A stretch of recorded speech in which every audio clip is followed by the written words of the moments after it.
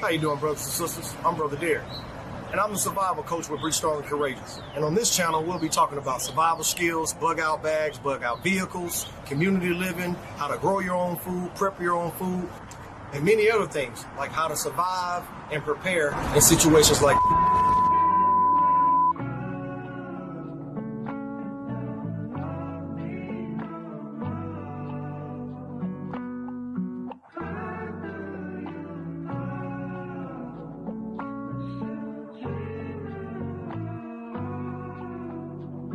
Say goodbye to the bad guy. Yeah, he died on the day I got baptized. Free from the life of lust and the soul ties. Born again with the power of the root I. Now everybody say goodbye to the bad guy. Yeah, he died on the day I got baptized. Free from the life of lust and the soul ties. Born again with the power. What's going on, family? I'm Brother Derek. And as we get ready for Preparation Bible Study, I thought I'd take a few minutes to share some survival tips that'll help us prepare for the tribulation. See, there's some very, very tough times ahead. But with preparation, dedication, and education, we'll put ourselves in a very, very good position to endure. Because I always remember God is calling us to be strong and courageous. So let's talk about it. What's going on, family? Now, as we prepare for the tribulations to come, one of the first and most important things we need in our preparations is a bug-out bag. And this is a bug-out bag. So let's talk about it. You got 6 main components prepping your bag: shelter, clothing, tools, fire, first aid, food, and water. So let's break it down, family. Shelter, sleeping bag, tent, maybe even a tarp. Remember, family, this is an emergency situation that caused us to pull out our bug-out bag in the first place. So the last thing we want to do in an uncontrolled and an unforgiving environment is to be without shelter. Clothing, shirt, pants, underwear, shoes, and socks, maybe even a jacket, it can fit in your bag. Remember, family, unforgiving, uncontrolled environment, the last thing we want to do is being out there trying to stay dry.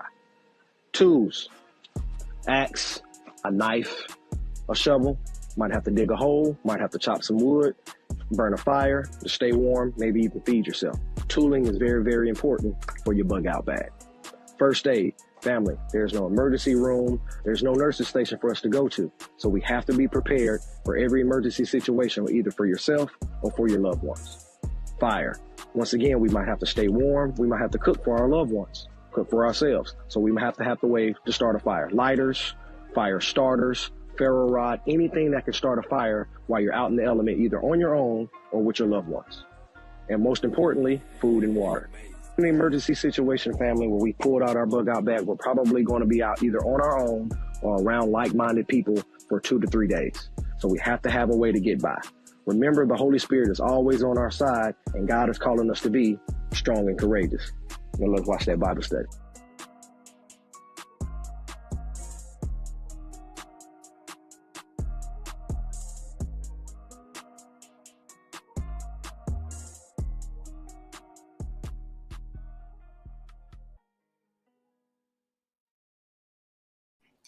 Good evening, my brothers and sisters. Thanks for joining us for another discussion today. It's kind of like a Bible study, but it's more of a discussion today.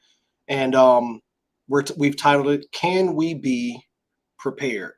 Can we be prepared? Is a very, very, I think, an important topic for the times that we're living in, because according to the word of God, God is about to do something to the world that is going to shake up the entire planet.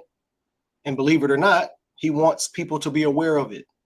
And with that awareness comes education. With that education comes preparation. So that's what we're going to be talking about today. But before we do that, it's a great opportunity to be able to do this, to have this understanding. It's even much more beautiful when you're not at it alone.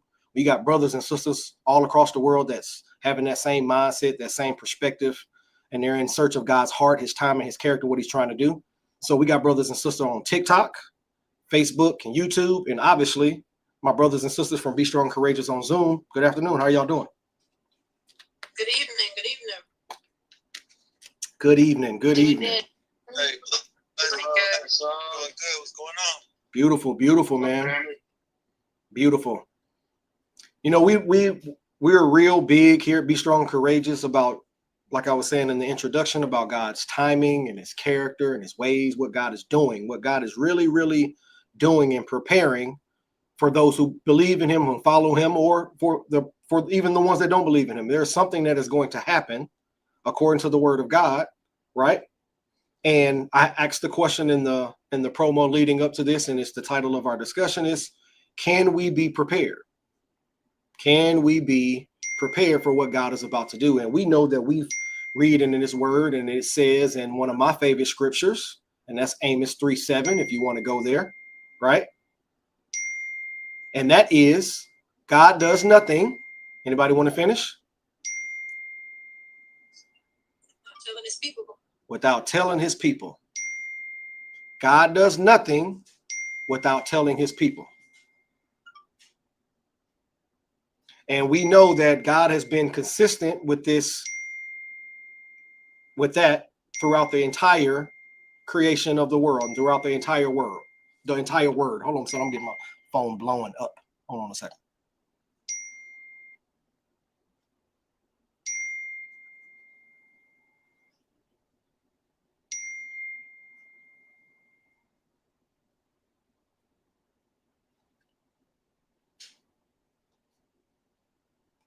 Sorry about that.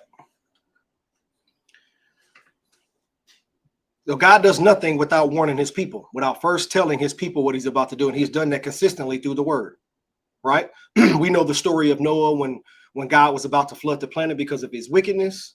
He gave Noah a very detailed, distinct plan to prepare for something that was about to happen and it was going to affect the entire planet. Is that correct?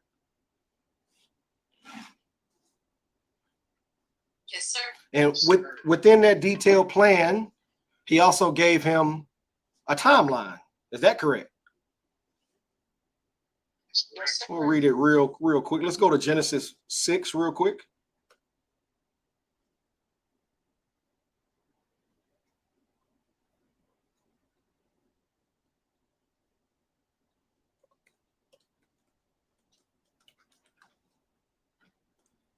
Genesis 6, and we'll start at chapter 1.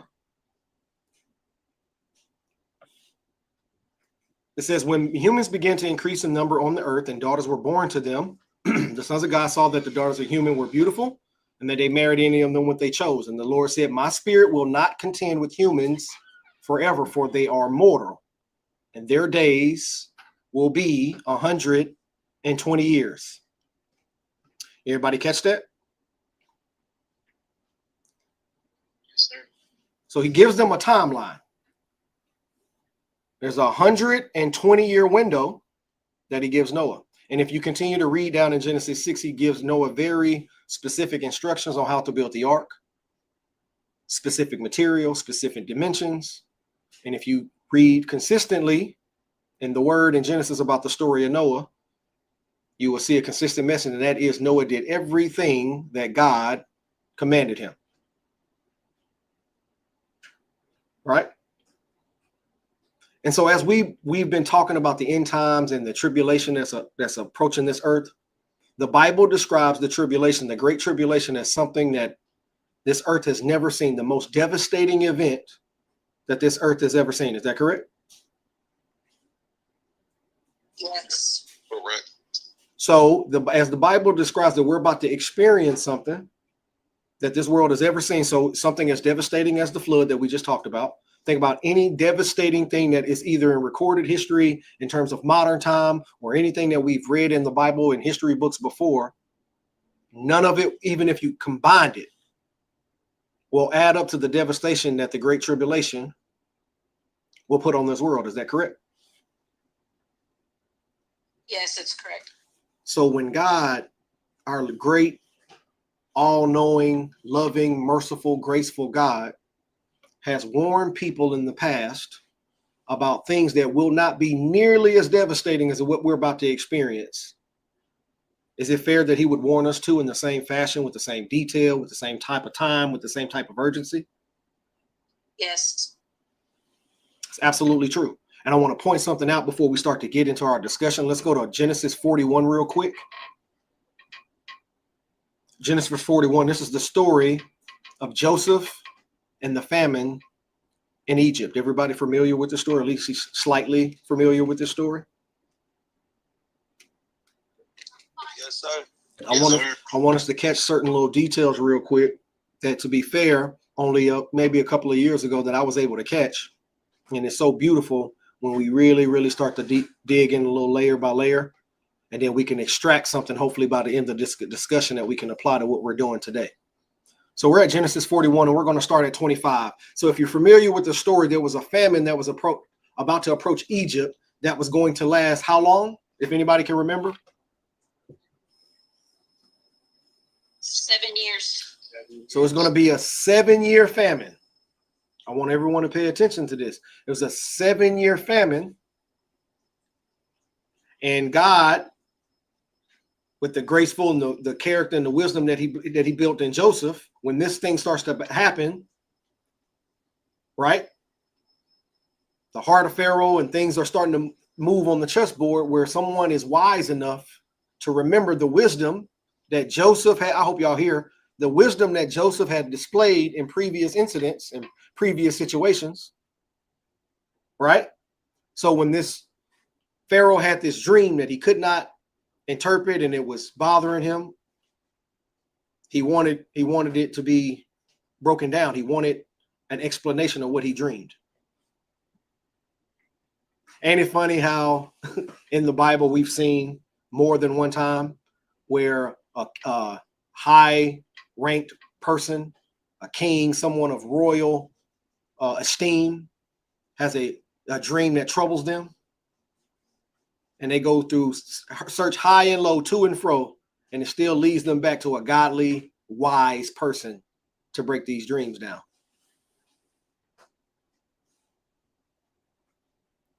All right, so we're going to start at 25. It says, then Joseph said to Pharaoh, Pharaoh had this dream that he couldn't understand.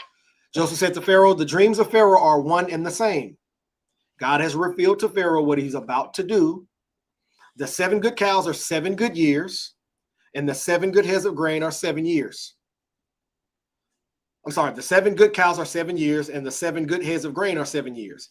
It is one and the same dream. The 7 lean, ugly cows that came afterward are 7 years, and so are the 7 worthless heads of grain scorched by the east wind. These are 7 years of famine. If you look at the small details in verses 25 through 27, you see that Joseph has been able to interpret this dream through God that Pharaoh had, that Egypt was about to approach 7 years of famine. That's correct. Is that what we read? Yes, after he gives them 7 years of plenty. Correct. So he gave Joseph was able to determine there was a timeline. So he had a plan for this timeline. And how long was the timeline? 7 years. Look again. 14. There we go. There we go. You see what I'm trying to point out is these little bitty details and these things, these little nuggets that God is laying down. It's the same thing that we can apply to today. See, in this dream, and when Pharaoh was breaking it down, when you can continue to read this story, and for the sake of time, I'll try to breeze through this. Is Joseph tried to explain to them that the 7 years of famine will be so bad that you will forget what the 7 good years was. Do you hear the devastation that God is trying to show what's coming in this dream? He's showing the severity. He's showing I'm sounding alarm. This is how bad this is going to be, and this should reflect in your preparation. And when Joseph, with all of his wisdom and understanding, if you keep reading, let's read a little bit. Says, just as I said to Pharaoh, God has shown Pharaoh what he is about to do. 7 years of great abundance are coming throughout the land of Egypt. Right? So they're not even in the beginning of this great abundance. But 7 years of famine will follow them, and then all of the abundance in Egypt will be what? Forgotten, and the famine will ravage the land. The abundance in the land will not be remembered because the famine that follows it will be so severe. Don't we have time that's coming to this word so devastating, to this world that's so devastating that it's unimaginable? So that Yes. when the great tribulation starts, will we remember all of these great abundance things we had, or will it be so bad and so severe that though you won't even remember those things?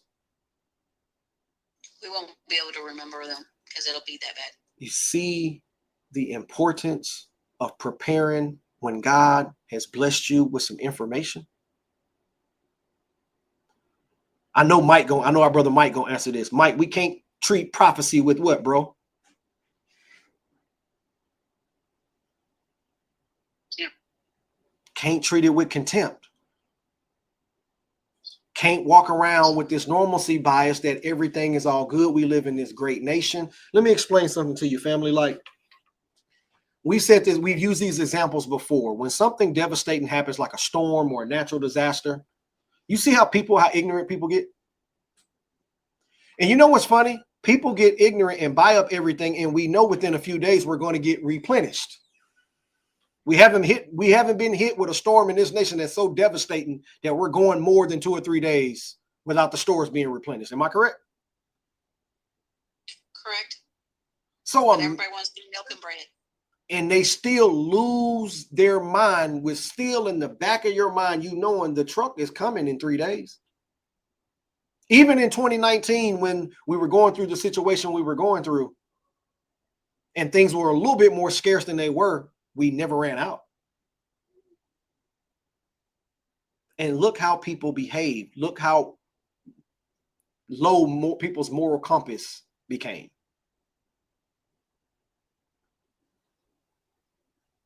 God is not putting these things in the Bible for no reason. And God does nothing without warning his people. So when it says, and let's go to Daniel 12 real quick, and then we'll start digging into some of the things I want to show you real quick. But I think these things are important because someone who's personally prepped before and prepped them out. When I first started it had nothing to do with God's foundation or God's word. It was all about what I can store for me and how much I can stock up and what I was going to do. When you read that story of Joseph was so wise and so meticulous and detailed with their prepping and their storing. It got to the point where they could just stop recording because the storehouses was overflowing. Is that correct? Am I making that up? Yes, and they didn't just feed their own nation; they fed many nations. Oh, got that right. So now you see how now when your approach is more corporate than it is personal, isn't your perspective a little bit different? When you're not doing things from a selfish perspective, now you're doing things with a little bit more detail, being a little bit more meticulous with it because you're not just thinking of yourself. That's true. If we're preparing for more than just yourself, then you can help others along the way that needs help. You can give that help that we're called to help for. If we don't, and we only store up what we need, then we can't give up anything or that we lack. That's correct. If you remember, Joseph was enslaved. Is that correct? Joseph was enslaved. Joseph went through some hardships. And he was in prison when they called him to interpret the dream. Correct. Fresh out of jail, right? Fresh out of jail. Then he's put into this prominent position. When Joseph is put in this prominent position, there's only one person more powerful than him in all of Egypt. Is that correct? Yes. So could Joseph had him a couple of storehouses to make sure he was straight? Yes, but that's not what God wanted, and he was a godly man. And that's not what he did. I hope we're hearing the wisdom in these type of stories. Because when we prepare with the right heart, we prepare from the right place, God can bless it. God can really start showing you things, how to do it, where to go, all of these things. When we start doing things from a vain perspective, selfish, me, my, foe, and no more, you can find yourself in a dangerous position. Doesn't the Bible say what the God wicked will make you have a deficit? What happens with what the wicked stores up?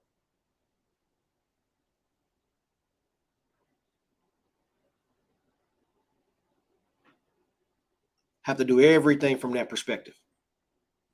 So real quick, we're in Daniel 12. Daniel 12, 11. Daniel 12, 11 says, from the time that the daily sacrifice is abolished, we talked about this, and the abomination that causes desolation is set up, there will be 1,290 days. Blessed is the one who waits for and reaches the end of the 1,335 days. We've talked about this before. This is describing the beginning of the Great Tribulation when the golden censer falls. This will be the most devastating thing that this planet has ever experienced, and the entire planet will experience it.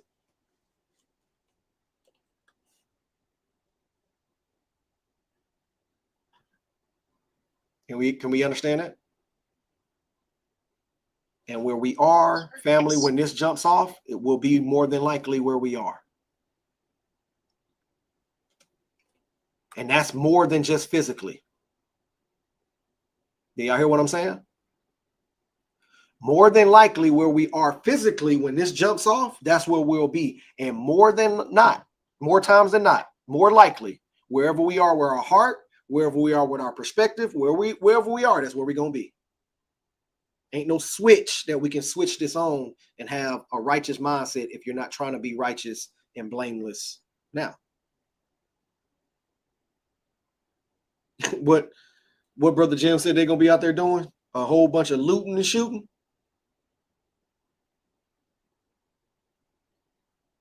And breaking into other people's houses. They'll steal whatever it is that they could get their hands on because they're selfishly looking to save their own lives. They're starving, they're scared, they don't know what to do, and they were not prepared for what was to come, even though people have been screaming it from the rooftops.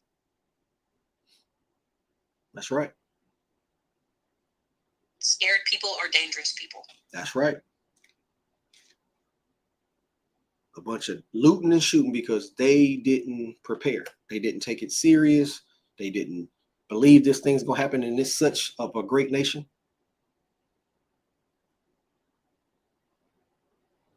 I'm telling you, the best thing that we can do right now is start to realize what's important and what's not. What we're doing with our resources, is that important, and versus what's not.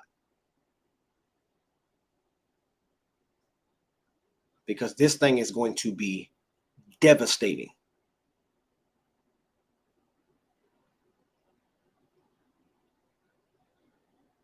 And without being foundationally grounded in the Father, understanding what He's really doing, there's going to be people out here with buildings of storage materials. And their hearts will fail them because they don't know what's going on. Or the house that they built was not foundationally built in the Lord, so they built it in vain. Do not take the information that God has blessed us with contempt and take these things for granted. Everybody still with me? Yep. And God gave Joseph time to prepare, just like we know what's coming. So He's given us the time to prepare as well. And here's the thing that should really, really charge us up, because Sister Angela is right. But we don't have the window of time that our brother Joseph had. And we're approaching something that's way more severe than he had to experience. Like this, it should change our perspective. It should it's fourth quarter, it's 5 minutes left, and we down.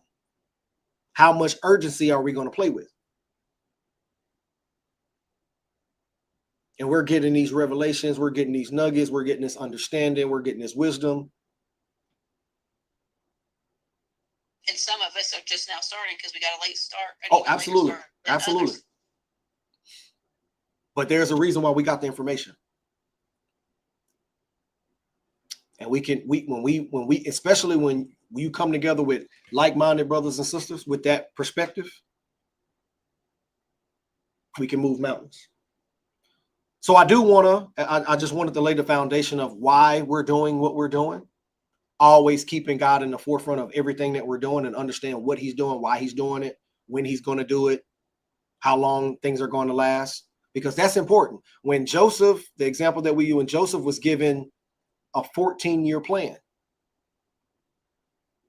And so now you have to start following and setting things up to follow this detailed plan to be able to store the amount of food he was able to store up for the amount of people that he was able to feed. If you keep reading, that famine stretched way further than Egypt. And people were coming in because of the storage and the food that Joseph and the system that he put in place. It's why he was able to reconcile with his family, because they came in to get food as well. Correct. And it's the same thing with us. God has given us a time period of how long this devastation is going to last. We're not in. Can we just take 30 seconds to really appreciate that? That we're not trying to prepare for this unknown number, that we're just not out here wondering, that God has given us a specific amount of time, a duration, a beginning and an end of something so devastating. Ain't that beautiful? But ain't that what he always does? Grace. It's his grace for us, because he don't have to, but he wants us to prepare. That's right. So when it comes to prepping and having the window of time that we have, how long does the Great Tribulation last? 1,000 days. So how long is that? A little over 3.5 years. Yeah, it's about 3 years. It's 191 weeks. It's about wow. It's about 3 years and 8 months. So now you got that specific amount of time. Right? So now you got your time.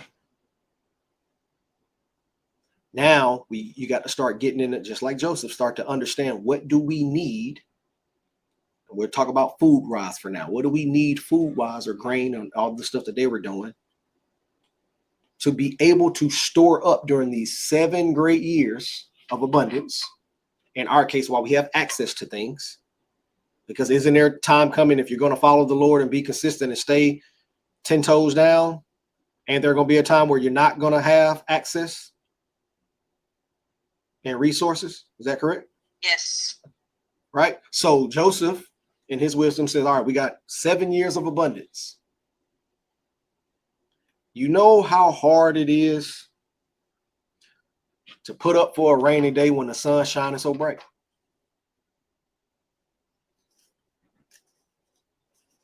And also, whenever you're allowing the problems of this world right now that aren't important to cloud your judgment, and you think right now is more important than saving up for later.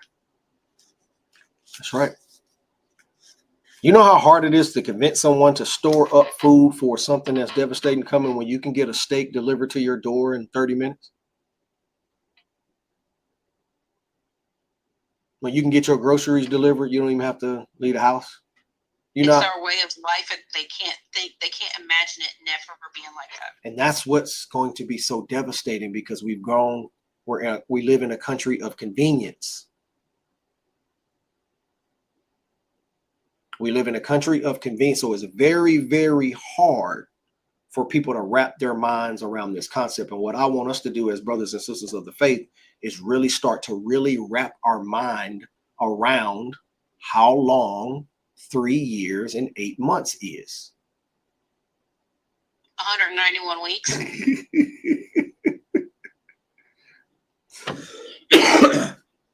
And what does that look like to be able to have resources to go for the possibility of making it that long? And what the resources are that we're going to actually need. Mm-hmm. Because people tend to forget that. There's going to come a point in time we're not going to be able to have our electricity on, because we're not going to be able to pay the bills. We're not going to be able to have the job. We're not going to be able to do those kind of things. So having food that you can literally eat out of a can if need be, that is already prepared, ready for you, those kinds of things, knowing how to, not just what you can bring to the table as far as physical things, but the skills that you're going to need to survive, because you're probably not going to be able to stay in your home. In some places, for some people, they're not going to be able to stay in their homes. And so having to go out and being able to survive in those kind of situations, it's not always just about the things. It's preparing yourself to be able to do those. You might have all the matches or whatever, but if you can't keep a fire lit, what good does it do you? That's right. So we're going to transition real quick. I'm going to start going over some things that and some different ideas we can have. We won't be able to, so I want everyone to kind of slow down, take this in, take some notes. I will be providing some websites at the end of this, as well as Amazon. What do we call it, Mama Sue? It's like it's a list. It's like a registry. Wish list. It's like a registry. Yep, wish list. And I'll give everyone the access to the wish list of certain materials that I personally bought, that I personally have in my home. And then we'll go through those, weekly as we start to really, really break these things down and start to understand what some of this stuff looks like. Everybody good? When I first started prepping, I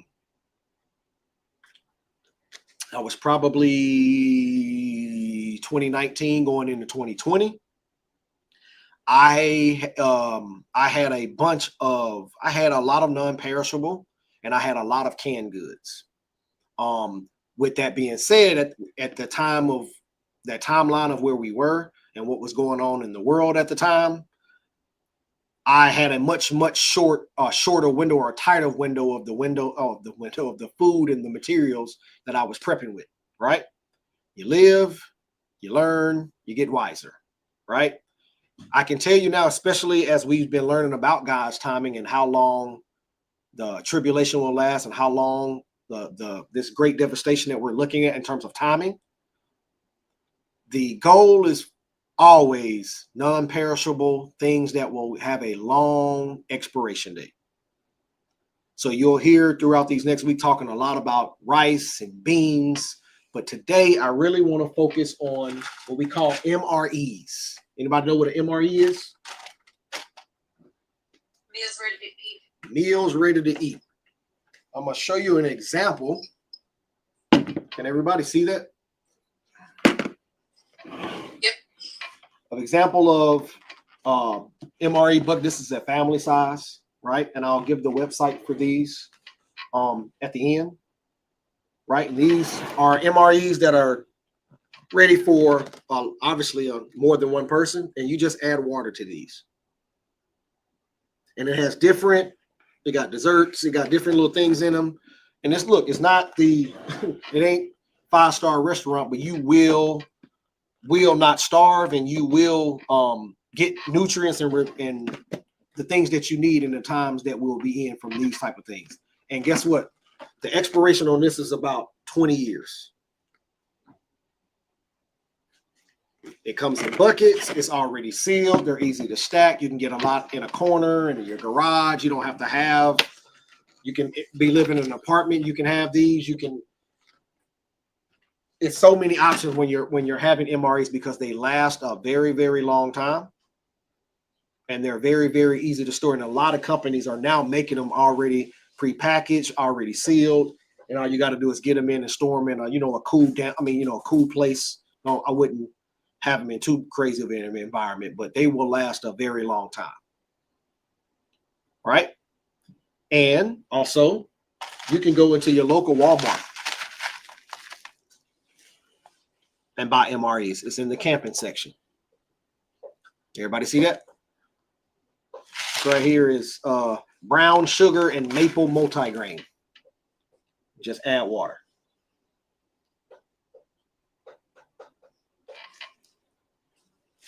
And these little things, I'm telling you, because now it doesn't take up a lot of room.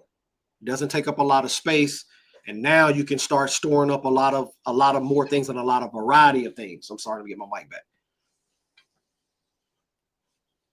And all you have to do is add water to those. And those are called MREs. And there are tons of sites, but I'll give you a couple of sites that I've used, as well as the Amazon wish list.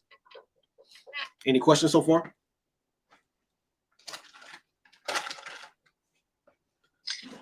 question, but I do want to make a comment.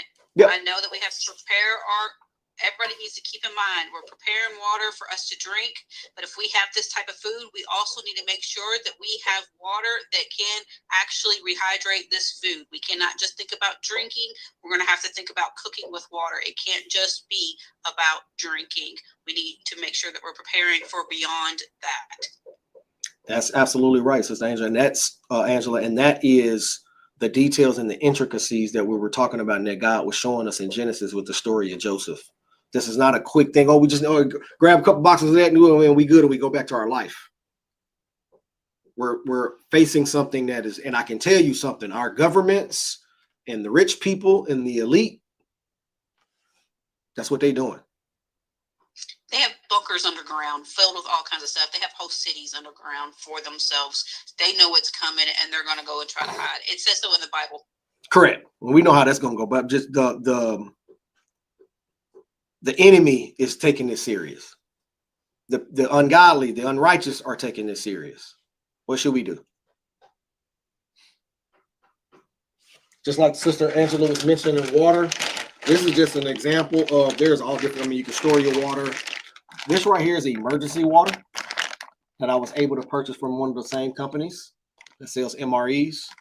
The reason why this is emergency water, or this is when you're in a predicament where you don't have water or you want to minimize the water that we're using. It's basically MRE water. Those are also easier to pack in a backpack than carrying a bunch of water. 1000%. These things are, hey babe, pass me that back, my bug out bag, please. I'm sorry. These things are very, very by the door, very integral to when it comes to our prepping is understanding what we're doing, understanding what you're doing, understanding what you need, and understanding where you are. Right? Just like okay, thank you, sir. Just like James was explaining to us earlier, you start thinking about little details when it comes to our prepping and when it comes to food and how you would store your food, how you would prep food. And even if you didn't have access or you wanted to start prep with some of the things that you have, right? So let's just say, for an example, you have dry rice or dry beans in the house, right? Those are things that you can start prepping too. And anybody seen a vacuum sealer before? This is a version of a vacuum sealer. We got these bags on the inside.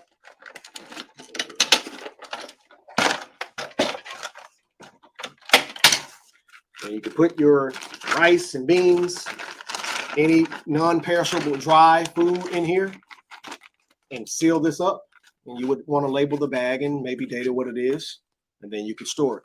They even have these little desiccants, what they call desiccants, you know, the desiccants they put in your shoe, or little gel packs to keep stuff from getting moisture in it. Humidity packs. And now you've just extended regular rice and regular beans expiration, and you just added years to it. Take that freezer bag, take that vacuum seal bag of the rice and beans and put it in the freezer, and you are good to go. It's one thing that we're going to learn in this. Oh, wow. I just got flagged on TikTok for showing product. Wow.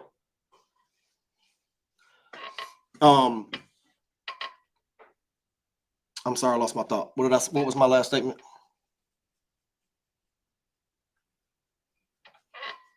The last thing you said was rice and beans, put it in the freezer.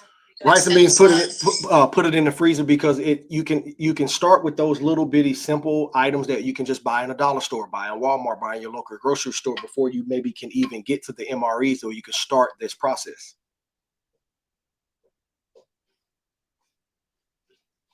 But the key thing is to start the process.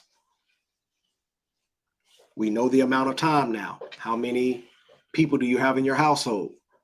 Do you plan on staying where you are? Like, all of these things are very, very important when it comes down to prepping for what's coming. Something that we need to be very aware of. Those things can last a very long time if we're getting things like cans, making sure that it has the longest expiration date, rotating these things out so that you have the longer ones, because you don't know exactly when this is going to hit, and we need it to last all the way through and the food still be good. It does not do us any good to have food that has went bad. That's right. Like I said, when it comes to those MREs, or even if you were going to store rice and beans, you would need water to cook it. And having access to water or necessary clean water, we don't know if we can control that. So you obviously try to store water. You try to do the best thing you can. These things right here are a lifesaver. This right here is a water purification. It's called a life straw. Oh, I gotta stop doing that on TikTok. They're flagging me. I'm gonna show y'all. TikTok, you just gotta take my word for it. And this, you can run water through here. There's a filter system on the inside of this that filters the water through, and you can take dirty water and it'll come out and it'll be drinkable or cookable for you. And these are not that expensive. I do want to add something that should be in your pack. I believe you can get a spice, and you get from the spice out. It's called allium, ALUM. If you put that in the water, it binds to the dirt and drops it to the bottom, so that you can then take your straw. Because if you're in somewhere really muddy, that's not going to do you a whole lot of good. But if you have that, can put it in something, have that dropped, all that sediment dropped to the bottom, then you can use that straw to have purified water. Mm-hmm. And it's literally, you can get it in the spice out. It's ALUM, allium, and it will drop the sediment it binds to the dirt and drops it to the bottom. It coagulates the material and separates it from the water. That's right, sis. These are different things that I think that we have to start thinking about, especially as a community, when you want to come together and you really want to start laying your plan out and laying the details out, and what's feasible, what's not feasible, what's within budget, what can we do, like all of these things you want to lay out.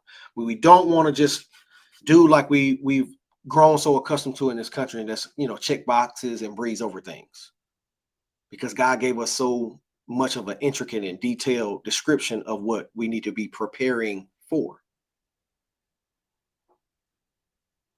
And we got to look at it with that same seriousness that Noah did. Like, I'm not gonna cut no corners. I know what I need to do, and I know how long I need to do it. And if we make it all the way to the end, praise God. If it comes to a certain point, praise God. But if we have this information and not sitting idle with it, it's the most important thing. We also have to realize the kind of situations we're going to be put in. We might not be able to stay in our houses, so we need to know how to do certain things outside of our houses. We're not going to, or we might not have that. So that's the reason why it would be nice to have that allium, that straw, because you might not have even something that remotely looks like clear drinking water. And so having these things prepared and knowing how to keep yourself safe and not sick when you're out of the comfort of your own home. That's right. I was looking for something I wanted to show you too. There it is. What it say? Or what trumpet did it say that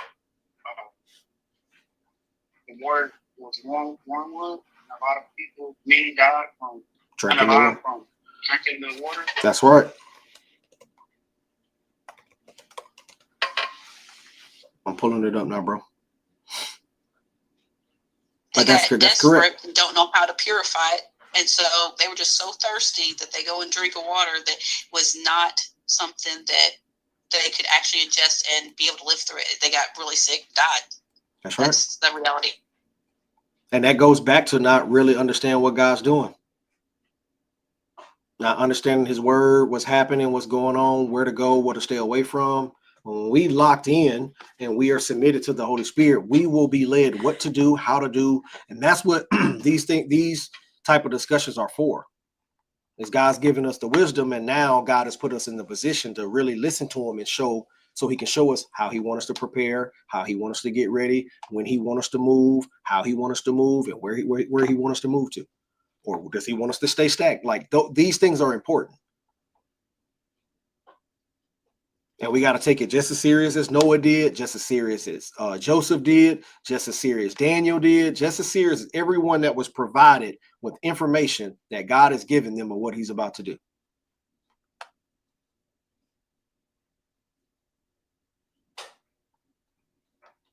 Like I want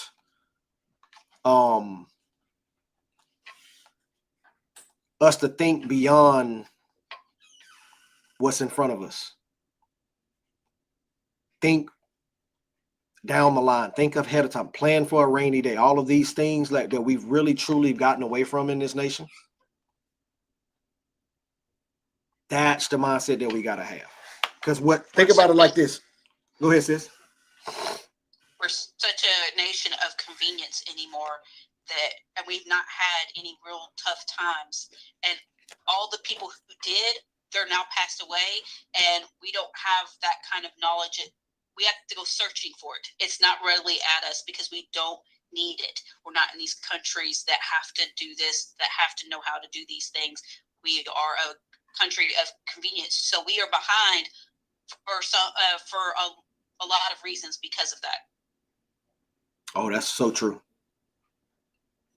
We've become spoiled and lazy.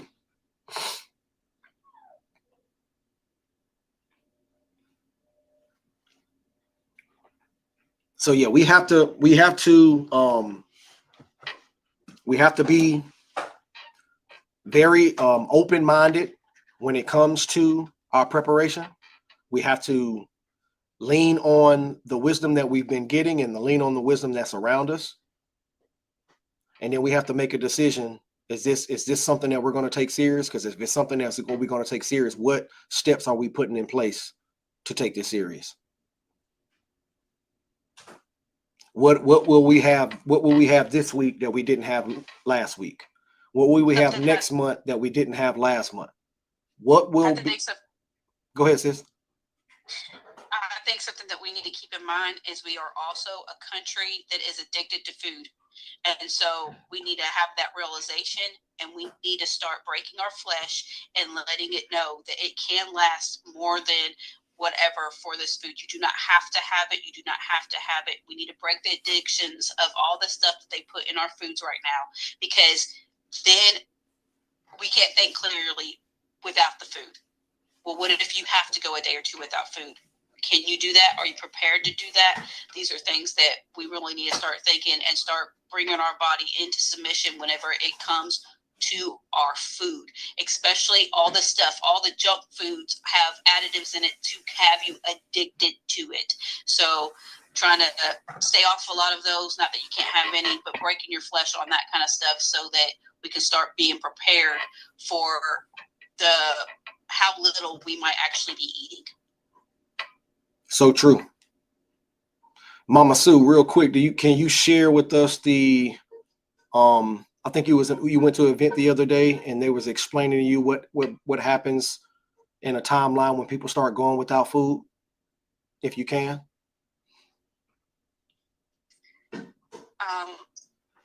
Which event? I'm sorry. You remember?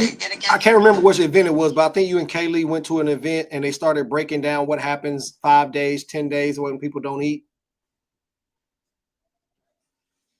Well, we were watching Katrina. Sorry, that's what it was. Yep. Yes. Yeah, we were watching the special on Katrina, and I suggest everybody go look at that. And it was breaking down how wild it got in the cities in just a short amount of time. And yeah, now that you're saying that, it was how quickly I was watching the Holocaust movie at the theater is what it was. And they were 10 men in a room, and they were given 10 days without food or water.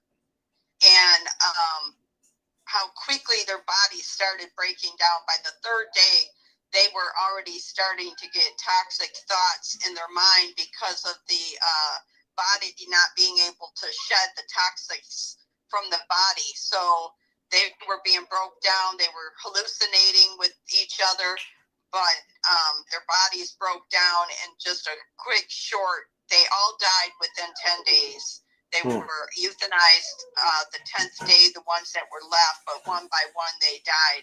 It was a movie at the show on the Holocaust, a different type of version, but yeah, it broke their bodies down very quickly, and within 10 days they all were dead.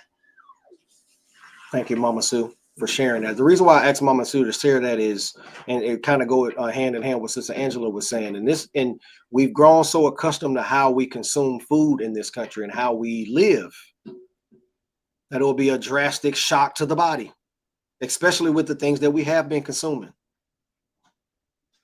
I know me personally, I've tried to minimize my meals during the day. I almost consistently got it to one a day. And these little bitty things, because we are becoming, like Sister Angela said, we have become slaves to our food and the convenience of the food that we get now. Food is so convenient and everything that is, it's hard to get. And if you read, go ahead. If you read in the Bible, it tells you that it's going to be such a times that we are going to try to consume each other and our children. Because of that, people will not want to have to take the mark, or they will end up giving up and going ahead and doing it just to be able to feed themselves, their families, because they were not prepared mentally, they were not prepared physically, they were not prepared at all to be able to deal with whatever they're going to deal with. Because we are not going to be able, not all of us at least, are going to be able to stay in the comforts of our home. We're going to have to leave because we're not going to be able to pay for it. They're going to kick us out. They're going to all these things. And so this is a real reality. It talks about how it will get such desperate times. People will be eating each other. Thank you, sis. Go ahead, Mama Sue. Yeah, and in that movie also was just that. A gentleman had been through a similar situation, and he said, one of the guys that were in that room, and he said, you will start to look at the other people as food. You will start to look at them as that one is starting to pass away. Should we all eat this person? And of course, the Germans would not leave the bodies in there so that they couldn't do that. And they gave them the one little stone. That was another thing in that movie. They gave them a sharp stone, just one, in case they wanted to kill themselves because it was going to get so bad. But he said within days it was already on their mind. And unfortunately, in this country, it's going to look even worse. And the mark is going to get so many people because of the C word.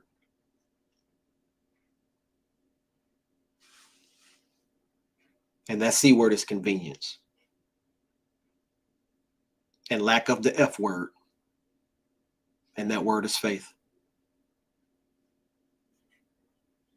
Without faith in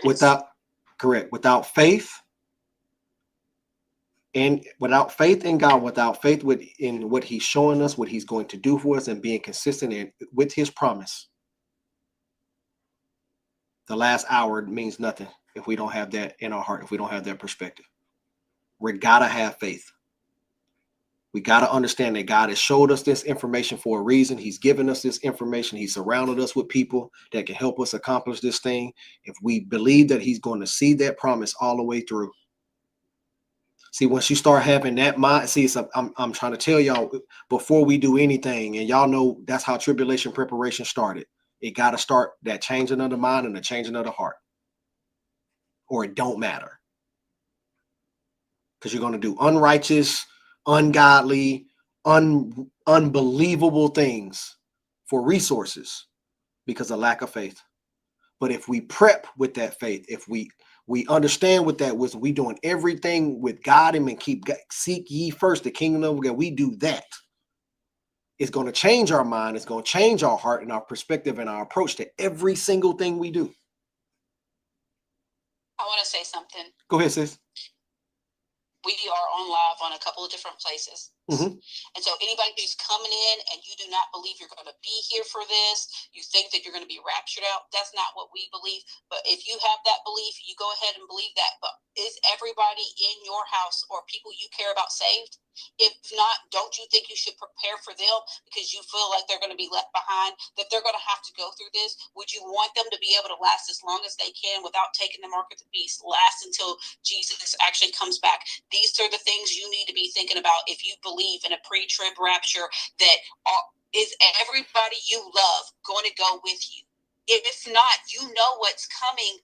Should you not prepare your family for this? Are you that selfish to think that you're going to be taken out and I'm just going to leave you to just do whatever? Do you not love your family enough to prepare them that if there's a pre-trib rapture, the people you leave behind, don't you want them to not have to take that mark? And in doing so, you're preparing. You should be preparing your house even for what, no matter how you believe in this, because you know what's coming. And you know that there's people you love that aren't going to be coming with you. So you should be preparing for them.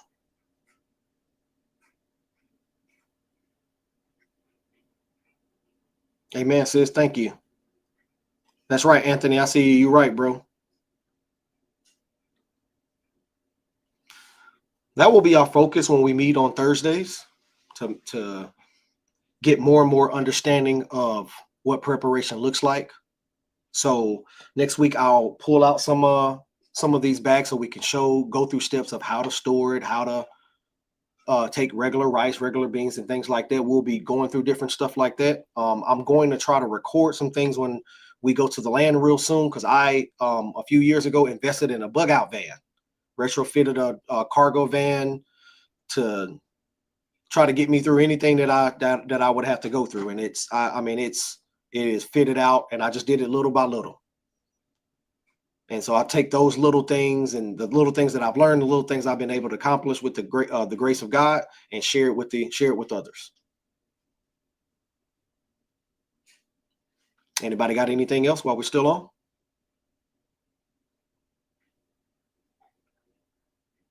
I appreciate everybody's time today. TikTok and Facebook, YouTube. I really, really appreciate everybody's time today.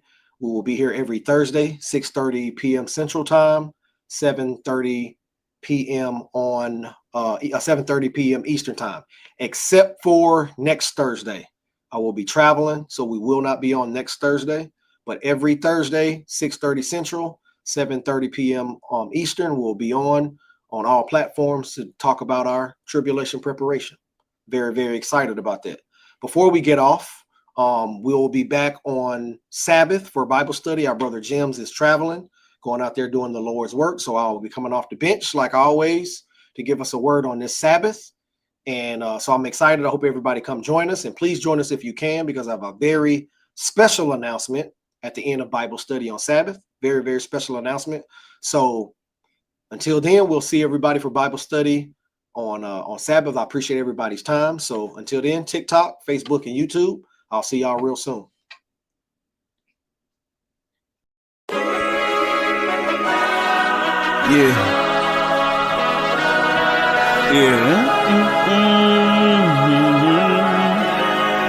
Yeah, I know they asking where I've been.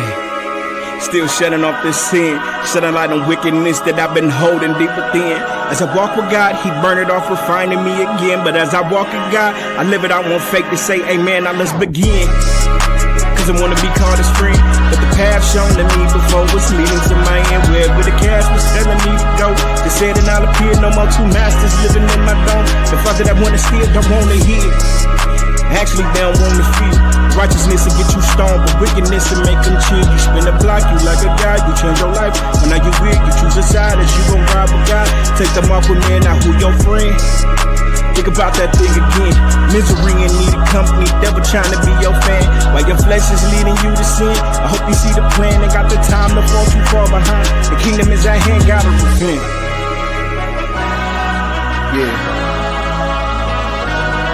Ain't got the time to fall too far behind. The kingdom is at hand. Yeah. Cause who gon' save your soul? You spent your whole life chasing gold. You got the wealth, you got the women, but your heart still turned up cold. But it's your choice on how you live it. You can keep it or let it go. You give your life to Christ, he promised. He the one now make you whole. You gotta hold to the truth, he let you know.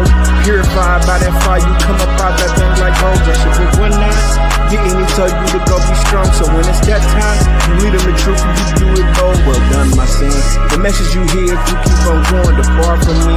The one that you hear if you let him go. I'm doing this to be a good brother and let you know about the things that's coming. Essentially, he's about to throw, man, it's the fourth seal. Wars in these rumors ain't even a big deal. 144 get sealed, then it's gonna get real. The line getting drawn in the sand, and it's your pick still. Yeah.